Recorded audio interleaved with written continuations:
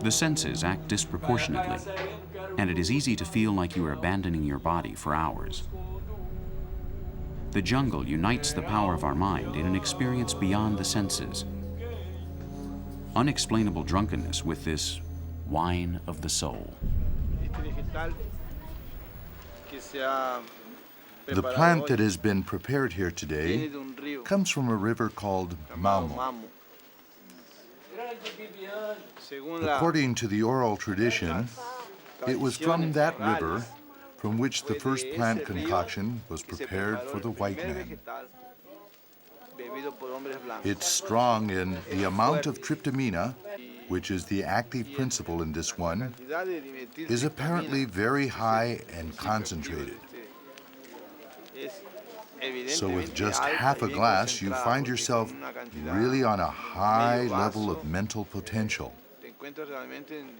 And I consider it to be very precise, so much so that if you hesitate just so much, you can be left out of normality and feel very bad, you know? Your attitude has to be well-centered, very well-centered. And there is an interesting wide range of vision. You focus on a certain object and move towards it. The shortest distance between 2 points is a straight line. The shortest distance is a straight line. The plant union opens a person's memory towards a new world, a world of joy, of harmony, of solidarity, of fraternity. It helps people in their search for all of this. That is the purpose of the plant. It gives us light, peace, and love. Light to enlighten the paths, so we know where we're headed. Peace, so people can look inside of themselves and feel good about themselves. Because a man at peace is capable of everything. And love, that is the source of life. People need love.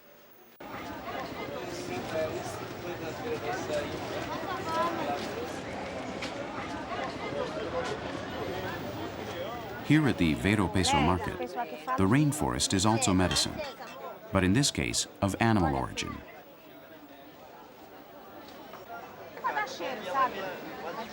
The liver of the black vulture for curing alcoholism. Hey boy, come over here. Are you going to bring urubu for me? When? When can you bring it? Okay, Monday. Monday's good. Well, how many livers do you want? About 3. Okay, 3. Are you going to bring it for me? Yeah, Monday.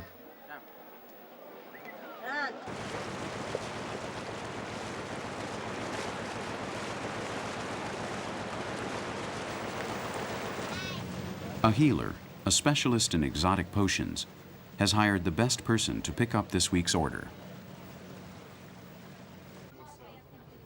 Oziel leaves Belém to search for a vulture liver that costs about $3. He travels for an hour and a half by boat to Barcarena, a small town where the black vulture is very common. Here it reproduces, and for Oziel, it is the perfect place to hunt. Like all hired assassins, this young man knows the best time and place to commit the crime. Although the black vultures camp where they like, Oziel knows that the street is not a good place to hunt for them. They are as smart as he is, and although it may not seem true, they escape the least suspicion. The town garbage dump is the perfect place for the crime. His brother Silas is waiting there with a vehicle and weapons. As the India of Mother Teresa, there are untouchables here too. This Brazil doesn't move to the rhythm of the samba, and the thousands of soccer fans are not seen around here either. We should be somewhere else, in another country, another planet. Pirouettes of human geography.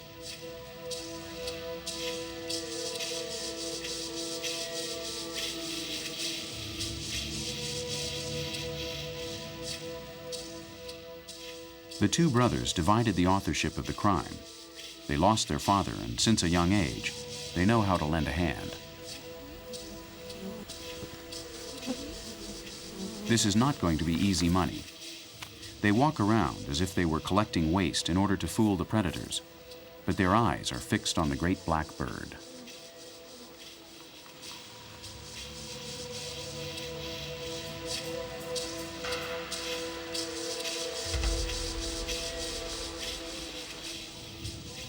The rain is on their side. The black vultures don't fly as well with wet wings. Moreover, like everyone around here, they're hungry and pay more attention to their stomach than their lives.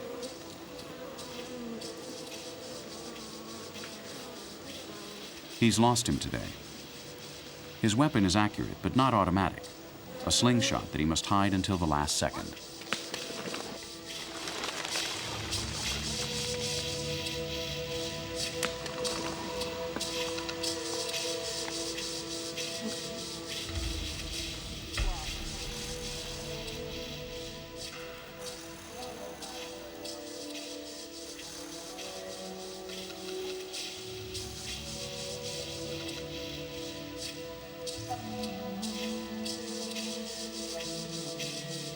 It's not the first one they've killed. You can see their quartering skill. It won't be the last time either. You can see the hunger in their eyes.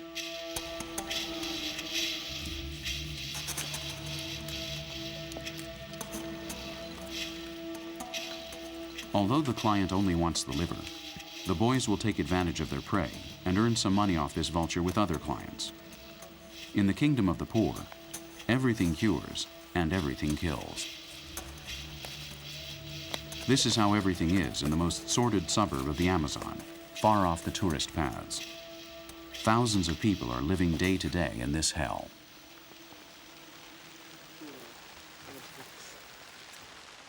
What?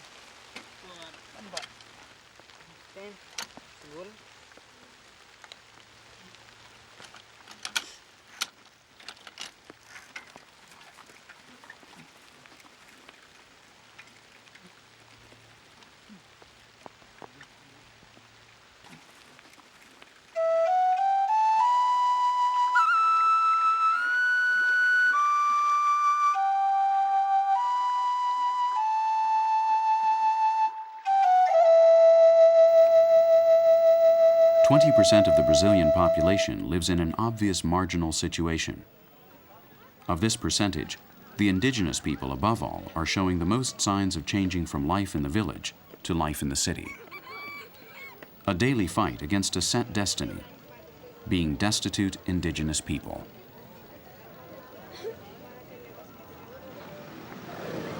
The Tikuna Indians left the rainforest decades ago, and today they walk on asphalt instead of mud.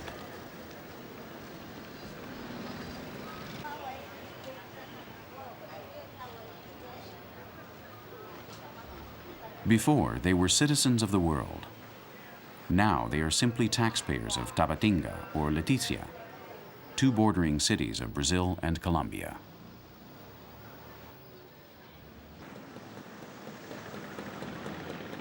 At first, these women seem to dominate the city, but they move in a group in order not to lose the spirit of the tribe. They have also assured us that they feel safer this way. Today, arts and crafts is their way of life. They work to their heart's content and search, as all indigenous people do, for a scarce social space that gives them the neoliberalism found in the jungle. The wooden masks, which they used to honor their ancestors, are today what tourists want to buy at the shops.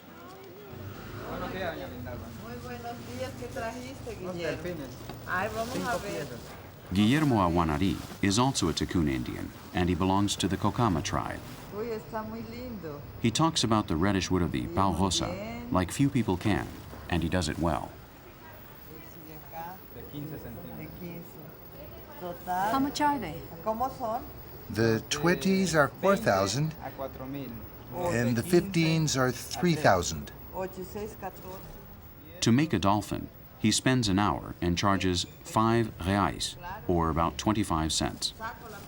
He's indigenous and speaks perfect Spanish and Portuguese, and aside from his native language, he speaks Tikuna.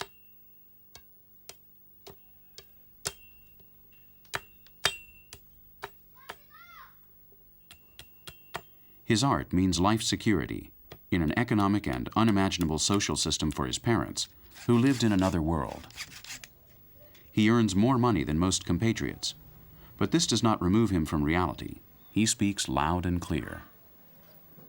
Pues nunca he tenido otro empleo, siempre he trabajado. I've never done any other kind of work.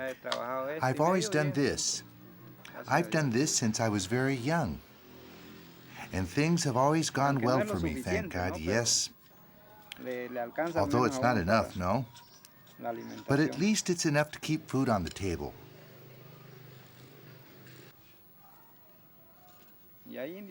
People here in the Amazons are very poor. They do without. They go hungry. They can't educate their children, all that.